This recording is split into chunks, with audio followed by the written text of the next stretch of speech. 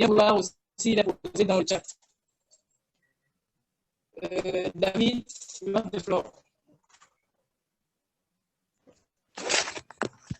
Oui, merci Geneviève de me repasser la parole. Alors, je vais présenter de manière synthétique ou alors de manière laconique. Je vais présenter de manière laconique le projet qui permet cette activité de cet après-midi. Pour cela, je vais partager l'écran de mon appareil. Le projet qui nous rassemble cet après-midi, il est intitulé « Programme d'encadrement des jeunes à la démocratie, participation citoyenne et démocratie locale ». C'est un projet qui est mis en œuvre par l'ONG Monde Avenir depuis 6 ans déjà aujourd'hui. L'aventure a commencé en 2013, donc nous tendons déjà à la 7e année. L'aventure a commencé en 2013. Et en 2013-2014, c'était intitulé CPJDL. C'est depuis 2014 que nous avons opté pour une posture de programme parce que ça se veut sur la durée. Et le programme travaille essentiellement dans les 5 communes du département du Vouvray, à savoir Douala 1er, les communes de Douala 1er, 2e, 3e, 4e et 5e, et le département du Mungo, plus précisément la commune de Konsamba 1er, avec les jeunes âgés entre 18 et 35 ans. Le projet a connu plusieurs réalisations par le passé, mais pour ce qui est des 2 prochaines années, le projet a pour objectif de manière globale de contribuer au renforcement de la participation des jeunes à l'élaboration des politiques publiques. Nous sommes allés sur la posture selon laquelle il a été constaté que les jeunes ne sont pas très impliqués, sinon peu impliqués, dans le processus d'élaboration des politiques publiques. Et qui dit politique publique, ça renvoie aux programmes, aux projets qui sont pensés dans les communes et même au niveau de notre Parlement, que ce soit l'Assemblée nationale ou le Sénat. Les jeunes ne sont pas toujours associés, parfois très peu associés, lorsqu'on pense des politiques pour eux de manière spécifique et pour leur circonscription de manière générale. Donc, le projet vise justement à apporter notre contribution à ce qu'il y ait un renforcement de la participation, une participation effective dans l'élaboration des 6 communes. Et de manière spécifique, il sera ça va, c'est toi. Alors, ça va? Ça va, merci beaucoup. Mais mets ça à la maison, là. Ça va, Je le range ou pas? Par l'utilisation des outils numériques et la participation citoyenne. Je suis pas au téléphone, je t'ai dit que j'avais une conférence. L'activité de cet après-midi est organisée. C'est pour que nous tous qui sommes connectés ici et qui sommes très souvent connectés dans ces échanges en ligne, nous formions un bloc nécessaire qui va impulser une certaine dynamique dans notre ville Douala pour que le développement s'en suive. Cette dynamique, ça sera pour que nous mettions une forme de pression au niveau des décideurs pour que notre voix compte et que notre voix soit prise en compte. Et le deuxième objectif, c'est favoriser une implication effective des jeunes aux instances de suivi de la mise en œuvre des politiques publiques dans les communes que j'ai citées plus haut. Pour vous informer peut-être, ou alors rappeler juste que dans chaque commune, il est prévu un organe qui permet de suivre les politiques publiques qui sont mises en œuvre dans ces communes. Pareil au niveau de chaque département et au niveau des régions. Notre objectif, c'est de faire en sorte que les jeunes, effectivement et massivement, soient impliqués dans ces organes pour suivre comment est-ce que nos projets sont mis en œuvre dans les différentes communes. Comment c'est réalisé, comment c'est pensé, avec qui c'est réalisé et à quel pourcentage et pourquoi, quels sont les blocus. C'est ce travail citoyen que nous comptons faire pour les 2 prochaines années avec les jeunes. Et cela passe bien évidemment par la réalisation de plusieurs activités, parmi lesquelles les ateliers pratiques sur l'utilisation et l'animation d'une plateforme numérique. C'est cette formation qui a permis à ce que nous ayons le dispositif Zoom qui a été mis sur pied. Nous avons formé les jeunes dans les 6 communes qui sont aujourd'hui capacités sur comment est-ce qu'on peut animer une réunion en ligne. Moi, par exemple, je ne savais pas le faire. C'est grâce à ce projet que j'ai été renforcé et donc je sais un peu comment organiser une réunion en ligne comme celle-ci, comment l'animer de bout en bout. Autre activité prévue, c'est justement que nous ayons chaque mois, selon la disponibilité des élus, donc les maires, députés ou sénateurs, ces rencontres d'échange en ligne sur une thématique bien précise. On a entre autres également comme activité les journées d'échange citoyen qui sont des grands moments qui vont permettre de rassembler un grand nombre de jeunes à Douala qui vont échanger avec les services déconcentrés de l'État, c'est-à-dire les différentes représentations des ministères qui sont dans nos circonscriptions pour s'enquérir des différents programmes et projets qui existent à leur niveau concernant la jeunesse, apporter notre contribution dans l'élaboration de ceux-ci, dans la mise en œuvre et également dans le suivi. Donc, voilà comme ça, entre autres activités, il y a plein d'autres activités qui sont prévues pour ces 2 années, qui vont se réaliser. Et donc, je ne vais que inviter chacun d'entre nous à être très attentif pour pouvoir participer à la mise en œuvre de ces activités que je viens de nous présenter. Peut-être c'est l'occasion de rappeler que Monde Avenir travaille sur les questions de proximité. Donc, nous travaillons beaucoup avec les associations, beaucoup avec les partis politiques. C'est pour ça qu'à chaque fois, nous demandons aux uns aux autres de quelle association ou parti politique ils sont, parce que c'est ainsi qu'on pense que nous pouvons mieux se constituer et constituer une dynamique d'action sur le terrain. Pour ne pas être très long, je sais que beaucoup s'impatientent à échanger déjà avec l'honorable. Je vais simplement vous remercier pour votre attention et repasser la parole à Geneviève.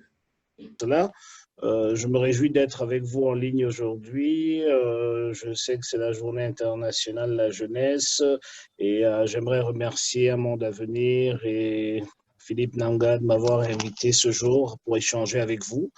Et je pense que ce qui est important pour moi, n'ayant pas suivi tout l'exposé de Geneviève tout à l'heure parce que c'était entrecoupé, c'est qu'on me pose des questions et que je réponde à ces questions plutôt que de faire un speech dessus. Mais j'aimerais déjà vous féliciter pour cet engagement, pour ce que vous faites et que c'est très important.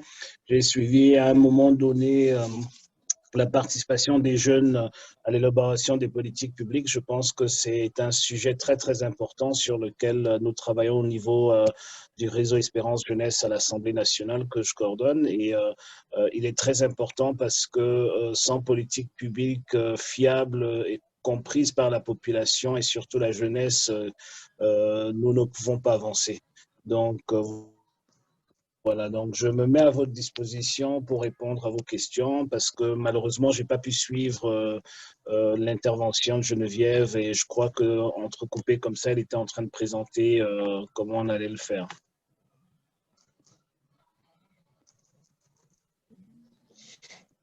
D'accord, honorable. Donc, nous avons prévu 20 minutes, effectivement, pour que vous nous parliez du réseau parlementaire jeune et de ses activités et aussi un bref bilan de la dernière session parlementaire.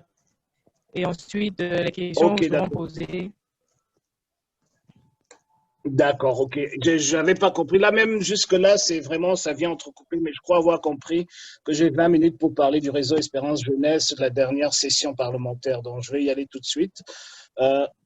Les députés dans le monde entier, les parlementaires dans le monde entier se mettent ensemble en réseau Le mot plus approprié, c'est des caucus, mais c'est en anglais, pour mettre, comment dirais-je, pour créer une sorte de synergie autour d'une question. Et le réseau Expérience Jeunesse a été créé pour notamment, comme le nom le dit, pour redonner de l'espoir à la jeunesse, pour travailler dans le sens de l'emploi jeune, pour s'attaquer aux sujets qui sont d'une importance capitale pour la jeunesse.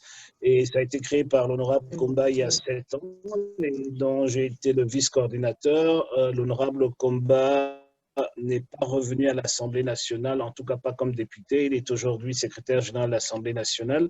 Et donc, je suis devenu le coordonnateur de ce réseau. Ce réseau a une centaine de parlementaires. Ce réseau organise diverses activités tout au long de l'année. La dernière était le 23 juin où nous avons organisé au Parlement camerounais une journée sur le Made in Cameroun qui donnait l'opportunité, au fait, la thématique c'était que il fallait absolument booster, il fallait utiliser le changement de paradigme qu'impose la COVID-19 et toutes ses conséquences socio-économiques pour booster le Made in Cameroun, parce que pour nous, c'est une opportunité pour augmenter l'emploi des jeunes dans notre pays.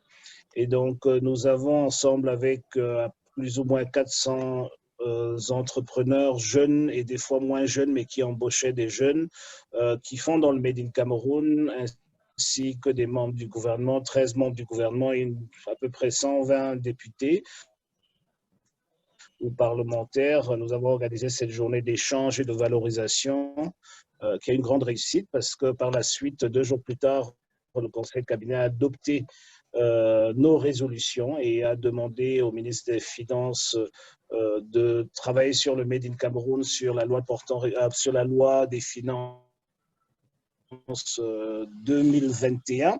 Et donc, il y aura des changements majeurs, par exemple sur des nouveaux tarifs douaniers sur l'importation du riz, de la farine, etc., pour permettre de booster notre économie locale. Maintenant, le réseau organise aussi une caravane une fois par année. Cette année, nous irons à Maroua. Et cette caravane mobilise les jeunes de la région, les valorise autour des métiers de l'agriculture, de l'élevage, en général à peu près 3 jours. Nous identifions les meilleurs projets des jeunes et nous les accompagnons. Nous essayons aussi de les primer et de les accompagner avec des bourses en matériel.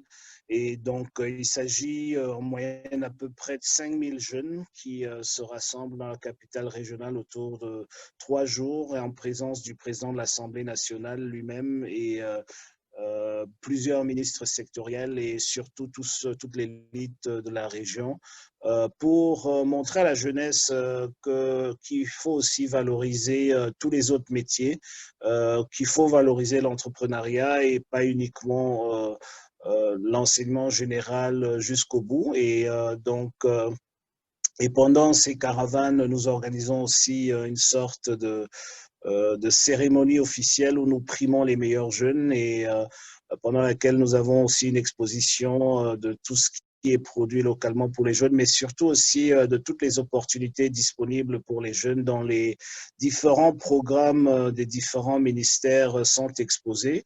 Et donc, tous ces jeunes peuvent interagir avec ces programmes et découvrir toutes les opportunités d'emploi qu'ils ont, ou du moins des opportunités de devenir indépendants qu'ils ont. Et donc, il y a aussi une grosse partie culturelle lors de ces caravanes. Donc, nous serons, et je me réjouis déjà de vous donner en avant-première que lors de l'édition de mars 2021, nous serons dans le littoral, dans notre littoral. Et donc, j'en ai discuté un tout petit peu avec Philippe Nanga et j'espère que l'ONG Un Monde à venir nous accompagnera pendant cette édition-là. Donc voilà, et puis nous organisons aussi le Parlement de la jeunesse, que nous voulons moderniser. Vous savez, il est parti d'une idée un peu mondiale qu'il fallait des plaidoyers des jeunes au Parlement. Donc au départ, c'était très timide. Ce sont les enfants des employés, des députés qui composaient le Parlement de la jeunesse. Et ensuite, le REJ a repris, donc le réseau Espérance Jeunesse a repris l'organisation de cette activité.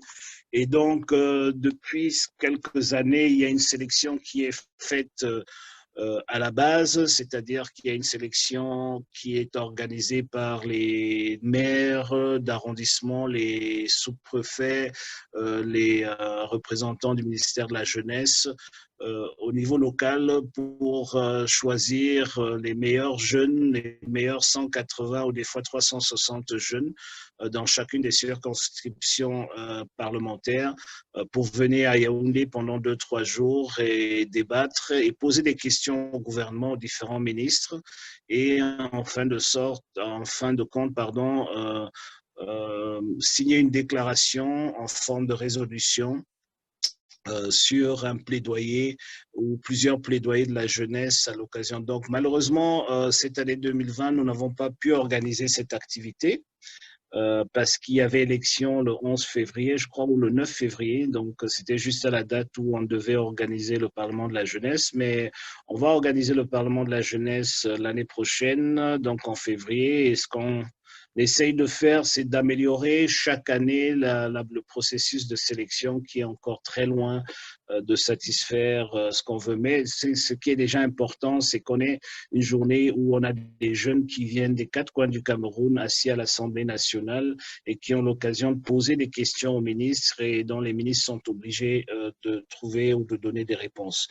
Et nous avons d'autres activités, notamment celles ciblées envers les parlementaires eux-mêmes, pour les outiller, pour les sensibiliser sur les problèmes que vivent les jeunes. Et ces activités sont généralement faites en forme de séminaire ou en forme de workshop à l'Assemblée nationale. Donc, en gros, voilà un peu les activités que nous menons. Maintenant, en dehors de cela, nous sommes au devant de toutes les politiques publiques qui concernent les jeunes. Et donc, nécessairement, à chaque fois qu'il y a un projet de loi qui est présenté à l'Assemblée nationale qui touche à la jeunesse, nous nous réunissons pour prendre acte et pour essayer de voir comment nous pouvons influencer ces projets de loi pour donner le plus à la jeunesse. Nous avons à plusieurs reprises, surtout avec les lois de finances, réussi à faire bouger les choses. Vous ne le savez peut-être pas, mais nous avons réussi à obtenir du gouvernement que les nouveaux recrues dans les entreprises privées, tous les nouveaux recrues qui ont moins de 35 ans ne payent pas d'impôts au fait de la partie patronale n'est pas payée jusqu'à l'âge de 35 ans. Donc, si vous êtes à votre premier emploi, si vous êtes à votre première embauche et que vous avez moins de 35 ans, jusqu'à l'âge de 35 ans révolu, selon la loi de finances, votre patron ne payera pas de charges patronales en dehors de la CNPS pour vous. Donc, ce sont des petites avancées. Nous aimerions faire beaucoup plus. Là, c'est un exemple. D'autres sont un peu plus techniques. Nous pensons notamment à l'harmonisation de l'âge de la maturité ou de la majorité plutôt. Nous pensons à baisser l'âge pour pouvoir, dans le code électoral, pour pouvoir voter. Nous pensons aussi de baisser l'âge pour être parlementaire. Nous pensons à toutes ces choses-là, mais bon, ce sont des combats qu'on ne peut pas gagner du jour au lendemain. Et donc, nous nous activons dessus et nous sensibilisons nos collègues parlementaires sur le sujet et sur l'importance de bouger les lignes. Donc, en gros, voilà le REJ. Pour ce qui est de la session de juin, alors c'était une session intensive avec plusieurs projets de loi, des projets de loi les uns plus intéressants que les autres, mais je pense que le projet le plus important et sur lequel je vais m'attarder, c'est le débat d'orientation budgétaire. Vous savez, le régime financier de l'État a complètement changé depuis depuis 7 ans, mais on l'applique que depuis l'année passée. Et c'était un immense travail fait par les parlementaires pour qu'il y ait plus de transparence dans les finances publiques. Et donc, ça rejoint un peu la participation des jeunes à l'élaboration des politiques publiques parce que aujourd'hui, le régime portant, la loi portant régime financier de l'État, excusez-moi, a prévu qu'il y ait des débats d'orientation budgétaire, c'est-à-dire qu'au fait, le gouvernement est obligé de débattre des orientations budgétaires, non seulement avec les communes, mais ensuite avec le Parlement. Et pendant ces débats avec les communes, il est aussi prévu qu'il y ait une sorte de, je ne sais pas si je peux appeler ça des sessions foraines, en tout cas qu'ils écoutent la population pour que la population vienne dire ce qu'on attend de la commune et ce qu'on attend du gouvernement l'année qui va suivre. Et une fois qu'il y a eu cette procédure d'écoute de la population, le gouvernement fait un premier draft de l'orientation budgétaire présenté au Parlement et donc il y a un grand débat au Parlement. Et c'est pendant ce débat qu'on a réussi à faire en sorte que le Made in Cameroun ait une place plus importante que ce qu'on a aujourd'hui.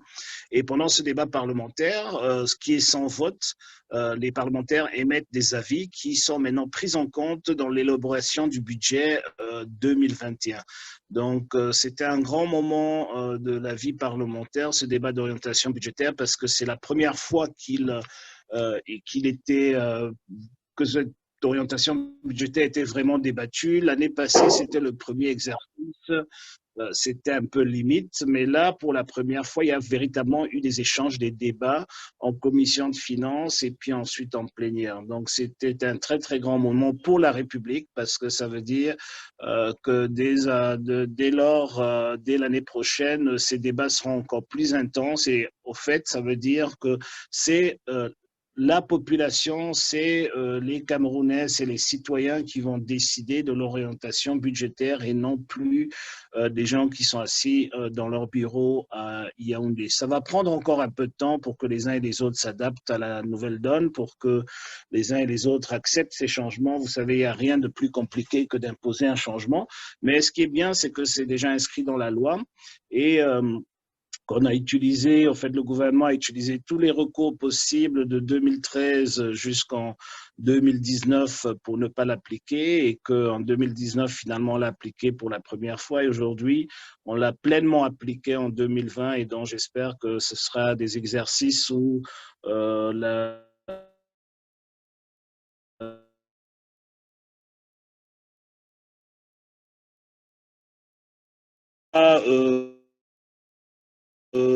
ce que je peux dire, donc il y a eu beaucoup d'autres lois qui sont passées, des ratifications, mais je ne pense pas que je vais rentrer en détail dans cela. S'il y a des questions particulières, vous pouvez revenir là-dessus.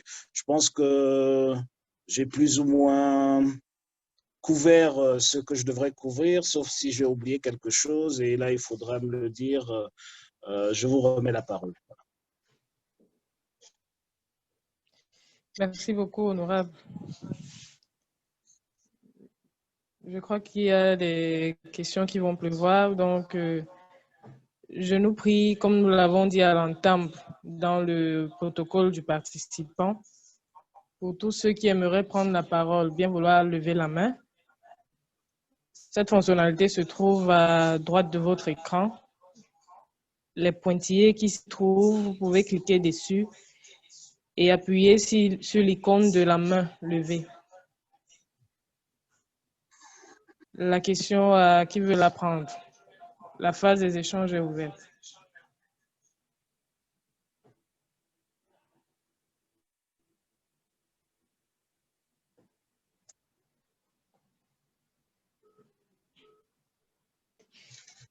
Oui, Monsieur Grandpère.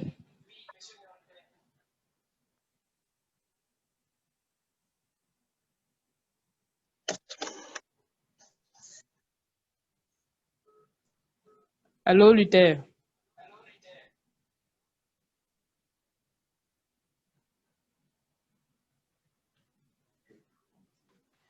À qui je salue tout le travail.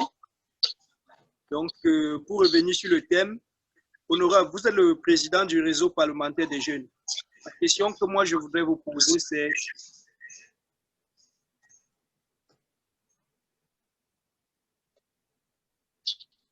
quel bilan faites-vous de Cameroun? Donc, ça, c'est ma question. Elle a deux volets. Je dis, quel est le bilan? On n'a pas bien suivi ta question, Luther. S'il te plaît, il y a la petite interférence. Oui, je dis que, en tant que président du réseau parlementaire des jeunes au Cameroun, quel est le bilan honorable fait-il et quel est l'impact réel sur la jeunesse camerounaise estimée à près de 70% de la population? Quel est l'impact véritable?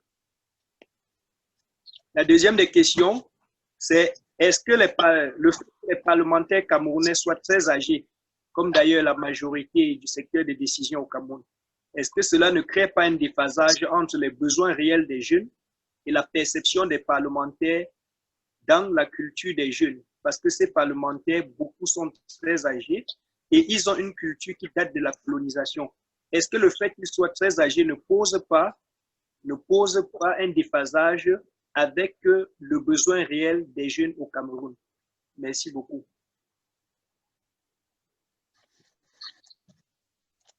Alors, je réponds tout de suite, c'est ça? Oui, allez-y, honorable. D'accord, ok. Alors, merci Luther pour ces questions. Donc, quel bilan faites-vous et l'impact réel du réseau Espérance Jeunesse? Déjà, j'aimerais corriger tout de suite le président du réseau Espérance Jeunesse, c'est Kavaye Djibril. Le président du réseau Espérance Jeunesse, c'est Kavaye Djibril. Moi, je suis le coordonnateur national, donc je coordonne ces activités.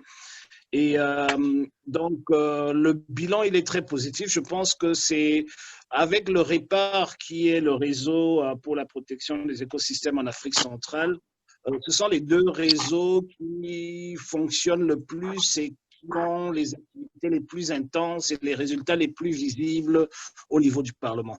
Maintenant, quel impact? J'aimerais dire, Luther, que l'impact, il est très important. Il faut savoir qu'un réseau de parlementaires n'est pas une ONG, n'est non plus une mairie bis ou un ministère de la jeunesse.